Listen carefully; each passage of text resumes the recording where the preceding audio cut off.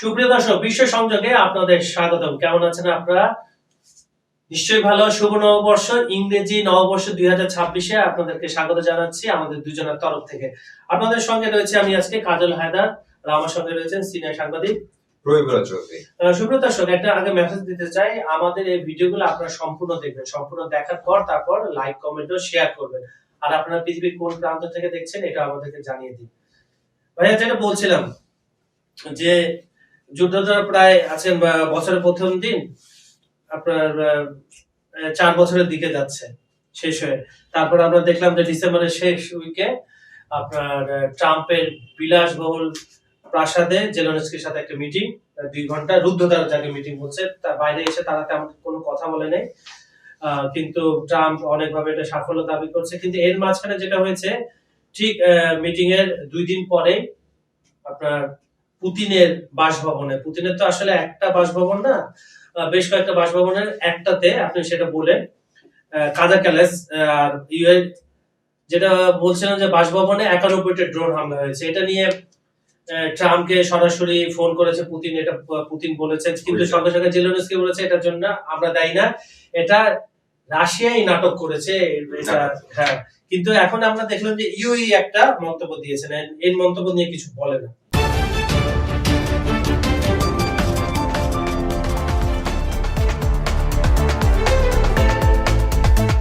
সেটা হচ্ছে প্রথমত হচ্ছে আমি ইউ এর মন্তব্যটাতে আসছি। সেটা হচ্ছে আমি ইউ এর মন্তব্যটা আসলে এখানে দুটা পার্থক্য তৈরি করে দিয়েছে। এর মধ্যে রাশিয়া যেহেতু দাবি করছে আসলে এই হামলার ঘটনা আসলে হওয়ার কথা ছিল, যেহেতু জেলেনস্কি ট্রাম্পের একটা আলোচনা হওয়ার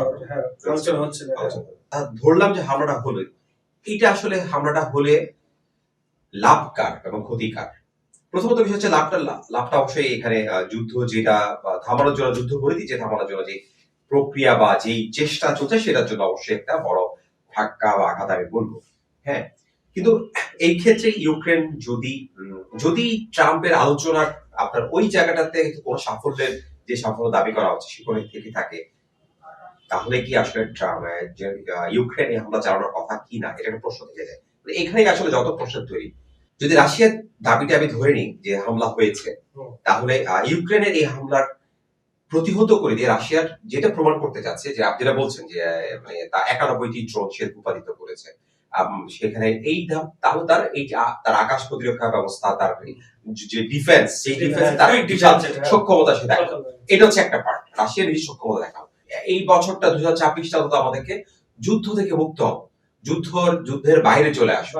হ্যাঁ, কিন্তু এখন যেটা দেখা যাচ্ছে বছর শুরু হওয়ার আগেই 2025-এর শেষের দিকে এসে একদম লাস্ট পর্যায়ে এসে এই ঘটনাটা, মানে হামলাটা হোক বা না হোক, বা হলেও মানে কি ধরনের হামলা ছিল সেটা অনেক বিতর্ক থাকতে পারে, কিন্তু এই যে একটা নতুন বিতর্কের জন্ম দিল, এটা আসলে আমার কাছে যেটা মনে হচ্ছে ফাইনালি গিয়ে আপনি একটা জায়গায় গিয়ে এই শান্তি প্রক্রিয়াটাকে বাধাগ্রস্ত করবে।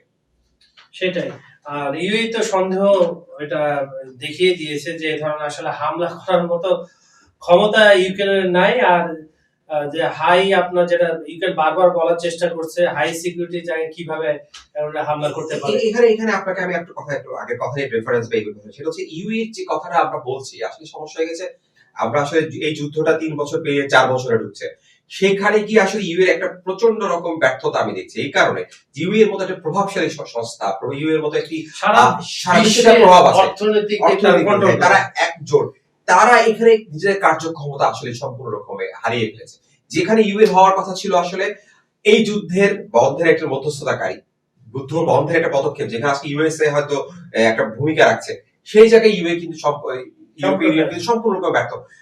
ইউ এর উচিত ছিল যে দুপক্ষকে নিয়ে বসা, কিন্তু ইউ আসলে একটা পক্ষ নিয়ে ফেলেছে। এখন ইউ একটা পক্ষ নিয়ে অনেকগুলো সমস্যা হচ্ছে, নিজেদের মধ্যে আভ্যন্তরীণ ঝামেলা চলেছে, এবং রাশিয়া কিন্তু সরাসরি বলে দিয়েছে, গতকালকেই বলেছে যে আমাদের ইউএসএ ছাড়া তারা এখন আর কোনো মধ্যস্থতাকারী বা কাউকে হিসেবে ইউকে দিকে ইঙ্গিত করে কথাটা বলেছে। এখন ঝামেলাটা হয়ে গেছে ইউ এবং ইউরোপিয়ান ইউনিয়ন এবং ইউক্রেন দুটো একটা পক্ষ হয়ে দাঁড়িয়ে গেছে। এটা আসলে কখনোই কাম্য ছিল না। এটাই হচ্ছে ইউরোপিয়ানের ব্যর্থতা।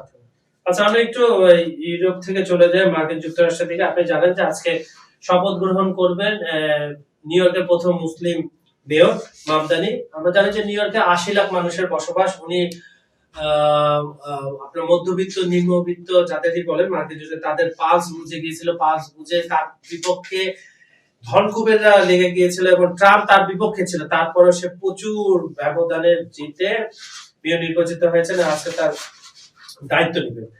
তার দায়িত্ব নেওয়াটা তার একটু অন্যরকম, তিনি যেখানে সচরাচর নেন ওখানে নেবেন, একটা পরিত্যক্ত সাবওয়েতে নেবেন।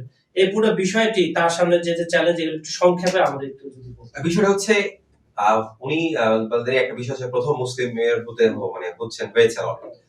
এই বিষয়টা আসলে সবচাইতে বড় যেটা হচ্ছে আমেরিকার যে ট্রেন্ড, আমেরিকার রাজনৈতিক যে পলিসি, সেই সকল পলিসির বিপক্ষে গিয়ে মানে একটা এমন দেখা গেছে ভাবধারা যেটা থাকে আমেরিকার, যে সেই ভাবধারার বাইরে গিয়ে মানে বৃত্তের বাইরে গিয়ে একটা চমক। আপনি আমি স্বীকার করি বা না করি যে আমরা যদি আমেরিকা অনেক ধরনের ঐতিহাসিক ছোটখাটো ঘটনা ঘটে, আমেরিকাতে অনেক ধরনের ঘটনা ঘটে, কিন্তু এই ঘটনাটা যেমন আমেরিকা কিন্তু নারী প্রেসিডেন্টের যদি বলি যে নারী প্রেসিডেন্ট এখনো দেখতে পায়, মানে এটা অদ্ভুত অদ্ভুত কিছু বিষয় মডার্ন আমেরিকা এগিয়ে, সেখানে আমার কোন নারী প্রেসিডেন্ট, যেই নারী প্রেসিডেন্টের কথা আসে খুব ভালো নারী প্রেসিডেন্ট হিলারি ক্লিন্টনের মতো, হিলারি ক্লিন্টন এখনো মানে সারা বিশ্ব কাঁপিয়ে দেওয়ার মতো ক্ষমতাধর শক্তিধর একটা মহিলা ব্যক্তিত্ব, সেখানে আমরা কিন্তু আমেরিকাকে অনেক পিছিয়ে হ্যাঁ। এইরকম একটা দেশে একটা মুসলিম ব্যক্তি মেয়র হচ্ছেন, এটা অবশ্যই সিগনিফিকেন্ট একটা বিষয়। কিন্তু আরেকটা বিষয় আপনার যে সবচেয়ে বেশি লেগেছে মাদানির যেটা আসার পিছনে, যদি আপনি একটু পিছনে যাই আমরা ইলেকশন সম্পর্কে আপনি এক বছর আগেও কিন্তু মাদানিকে আমরা সেভাবে চিন্তা না, আমরা তো জানি অনেক আমেরিকানরাই আসলে ভালো করে চিন্তা না, নিউ ইয়র্কবাসী খুব ভালোভাবে চিন্তা না। মাদানি পলিটিক্স এবং নির্বাচনের কৌশল, যে তার কৌশলের মধ্যে যদি আপনি সব মিলিয়ে দেখেন, তা হচ্ছে জনগণের যে সমস্যা, আমরা সবসময় দেখি শাসক গোষ্ঠীর বিরুদ্ধে জনগণের একটা অভিযোগ থাকে, ঠিক সেই ভাইবটাকে মাদানি কাজে লাগে। এবং আপনি যদি দেখেন আপনার ঘরের বাসার যে আপনি যে ঘরে থাকেন সেটা যদি উচ্চ হারে ভাড়া দিতে হয়, সেটা উচ্চ হারে যদি আপনার ট্যাক্স দিতে হয়, আপনি যদি ঠিক মতো সার্ভিস না পান, সেটা নিয়ে আপনার অভিযোগ থাকবে। ঠিক এই জায়গাটার মধ্যে মাদানি কিন্তু সেই কাজটা করেছে। এবং এখন দেখার বিষয়, আপনি ক্যান্ডিডেট হিসাবে অনেক কিছু বলতে পারেন, করতে পারেন, আভাস দিতে পারেন, হ্যাঁ অঙ্গীকার করতে পারেন, কিন্তু আপনি যখন আজকে থেকে যখন আপনি দায়িত্বভার নিচ্ছেন, সেটা আসলে কিভাবে কদর, তারপরে আবার ট্রাম্প প্রশাসনের অধীনে, এটাই সবচেয়ে বড় বিষয়। ট্রাম্প কিন্তু তাকে হারানোর জন্য সব ধরনের চেষ্টা করেছে, কিন্তু এখন যেটা হলো, এখন ট্রাম্পের সাথে তাকে কাজ করতে হবে। এখন অনেকবার তারা দেখা করেছে, ভালো ভাইব ছিল। এখন দেখার বিষয় এই যে রানিং, এই রানিং উইক মানে আপনার যখন আপনার চলমান যে কাজটা, সেই সময় দুজনকে কতটা আপনার মানে সহ্য করে নিতে পারে, দুজনকে কতটা ছাড় দিতে পারে, হ্যাঁ এখন সেখানে দেখা। আর এখানে এখন মামদানের আসল চাতুর্য বলেন, কৌশল বলেন, এইগুলা এখন ইলেকশন ক্যাম্পেইন আর রাষ্ট্র পরিচালনা বা সংস্থা পরিচালনা কিন্তু এক না, সেটাই এখন দক্ষতা বোঝা যাবে যে আসলে আজকের সেগমেন্টের সর্বশেষ যেটা আমরা বলতে যাচ্ছিলাম সেটা হচ্ছে, এখানে ট্রাম্প আছে, পাকিস্তান আছে, এই বিষয়টা নিয়ে আপনার কাছে আমি জানতে আসবো। তার আগে একটু দর্শকদের কমেন্ট করে নিচ্ছি। কিশোর আহমেদ উনি লিখছেন হ্যাপি নিউ ইয়ার, আপনাকেও হ্যাপি নিউ ইয়ার, এবং আপনার সঙ্গে সঙ্গে যারা আমাদের অনুষ্ঠানটা দেখে সবাইকে আমরা হ্যাপি নিউ ইয়ার জানাচ্ছি, ইংরেজি নববর্ষের শুভেচ্ছা। সায়ন লিখছে from West Bengal India, thanks for good discussion. উনি ভারত থেকে দেখছেন, ধন্যবাদ আপনাকে, এবং আপনার কাছে অনুরোধ আমাদের এই বাংলা ভাষাভাষীদের মাঝে এই অনুষ্ঠানটা ছড়িয়ে দিন। আমাদের এই অনুষ্ঠানটা আমি যে দেখলাম যে ভারত বা পশ্চিমবঙ্গ থেকে আমাদের যারা ভাইরা আছেন তারা দেখছেন, এটাকে সবচেয়ে বড় সুবিধা হচ্ছে আমরা কিন্তু আমাদের কথাগুলো কিন্তু ওনারা শুনছেন, আমরা কি ধরনের আলোচনা করছি ওনারা শুনছেন, এবং ওনারা কিন্তু মতামত দিচ্ছেন। প্রায় সময় দেখি আমি কমেন্টস আসছে, এই বিষয়টা আসলে একটা নতুন যে যোগাযোগের যে একটা ক্ষেত্র, এই যে আমাদের গঠনমূলক আলোচনা, আমরা প্রায় সময় দেখি গঠনমূলক সব আসছে, কমেন্টস আসছে, এই বিষয়টা কিন্তু আমাদের যে আলোচনাকে আমরা রিচ করে আরো বেশি, অনেক বেশি আমাদের দায়িত্ব বেড়ে যায়। আশা করবো যে ওনারা আসলে আরো বেশি আমাদের থেকে কি শুনতে চান, কি আমাদের আরো কোন আলোচনাগুলো ওনাদেরকে আসলে আকৃষ্ট করে, সেটাও আমরা জানাবেন, আমরা চেষ্টা করব সে বিষয়ে আলাপ করার জন্য। এমডি আবুল কালাম বলছে আপনাদের অনুষ্ঠানটা ভালো লাগে, ধন্যবাদ আপনাকে। রতন বলছেন ত্রিপুরা থেকে দেখছি নিরপেক্ষ আলোচনা, বাস্তব জ্ঞানবর্ধক আন্তর্জাতিক বিষয়, ধন্যবাদ আপনাকে। সুপ্রিয় দর্শক, বিশ্ব সমিতির আজকের অনুষ্ঠানটা আপনাদের কেমন লেগেছে আমাদের জানাবেন, আমাদের ভিডিওগুলো লাইক কমেন্ট শেয়ার করবেন, আর পৃথিবীর কোন প্রান্ত থেকে দেখছেন সেটা আমাদেরকে কমেন্টে জানাবেন। আজ এখানে বিদায় নিচ্ছি, আপনারা সবাই ভালো থাকবেন, সুস্থ থাকবেন, ধন্যবাদ সবাইকে।